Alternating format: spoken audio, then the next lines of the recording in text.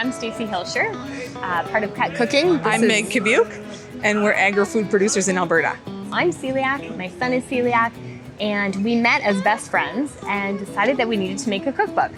So fast forward, we ended up developing a gluten-free flour, and from there went to produce AP flour, bread flour, pancake mix, and discovered that we are very much part of the agricultural food industry in Alberta. We also do a lot of commercial work with different restaurants, different bakeries, chefs.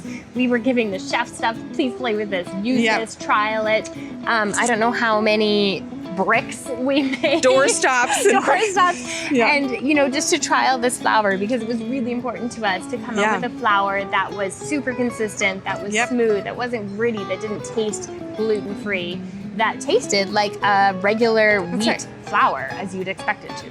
And we're reaching out to a community of restaurants and home bakers and home cooks that are really valuing a locally made, Canadian-made product that they can use, substituting one for their regular flour, and make gluten-free food like they expect it to taste. And just to even know that it's local and that we can do that locally and provide a product to people that know that it's made in Canada, that they're not importing it from the States or from other. It's consistent.